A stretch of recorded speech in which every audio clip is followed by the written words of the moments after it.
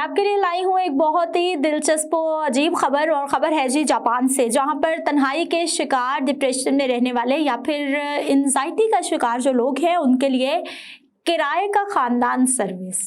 मुतारिफ करवा दी गई है। अब ये किराए का खानदान सर्विस क्या है, कैसे ऑपरेट होता है, इसका फायदा क्या होगा, ये किन लोगों के लिए होगा, सारी डिटेल्स आज के ब्लॉग में आपके सामने रखते हैं।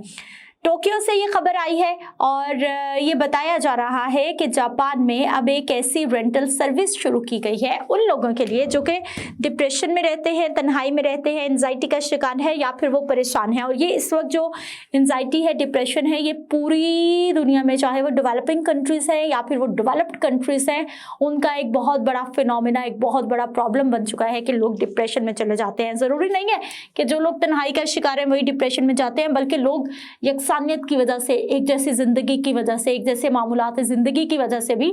डिप्रेशन का शिकार हो जाते हैं। उनके लिए जी उदासी और तन्हाई को ख़त्म करने के लिए ये सर्विस शुरू की गई है, जिसे फैमिली रेंटल सर्विस का नाम दिया है। और इसके तहत लोग अपने ख़ानदान के अफराद की जगह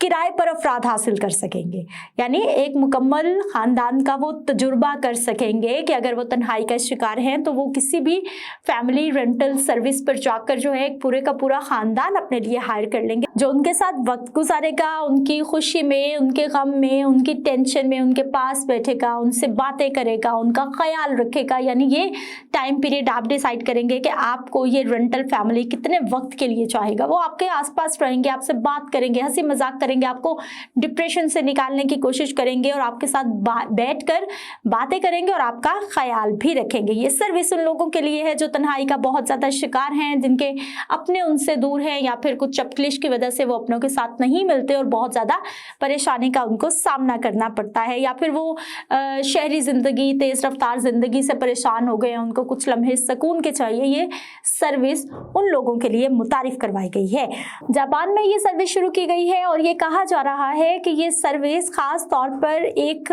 जो खला है जो लोगों के दरमियान आ जाता है या फिर रिश्तों के दरमियान में आ जाता है, उसको पूरा करने के लिए इस सर्विस को शुरू किया गया है। इस सर्विस की एक बहुत ही खास बात ये भी बताई जा रही है कि ये एक गहरे रिश्ते की बजाय सिर्फ एक आर्जी ताल्लुक होगा, एक आर्जी सहूलत फराहम की जाएगी, आप पे किसी भी तरह का बोझ नहीं होगा। किराए पर लेने वाले अफराद को किसी दिखावे या मसनूई ताल्लुकात का सामना भी नहीं करना पड़ेगा। इस सर्विस की खसूसियत ये भी बताई जा रही है कि ये एक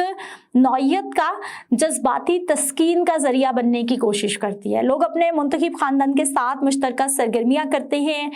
खाने पे चले जाते हैं, सैर सयाहत पे चले जाते हैं, छुट्टियाँ गुजारते हैं, बातें करते हैं, यानी एक तरह का आपने उनको टाइम पास रखा हुआ है। ये सर्विस मुख्तलिफ इक़साम की होती है। बाज़ अफराद सिर्फ फैमिली मेम्बर्स की मौजूदगी चाहते हैं, जबकि कुछ अफराद ख़ास तौर पर किसी ख़ानदान के साथ वक्त गुजारना चाहते हैं ताकि उनकी ज़िंदगी में एक मामूली सी घर की मोहब्बत शामिल हो जाए। तो ऐसे लोगों के घरों में उनको भेज दिया जाता है, वो उनके साथ रहते हैं जाके, ताकि वो अपनी तन्हाई से, डिप्रेशन से, बहुत ज़्यादा फास्ट लाइफस्टाइल से निकल सके। जापान दुनिया का तरक्की याफ्ता तरीन मुल्क है और वहाँ पर इस तरह के जो तजुर्बात हैं वो होते रहते हैं ताकि लोगों की ज़िंदगियों को ज़्यादा से ज़्यादा आसान बनाया जा सके।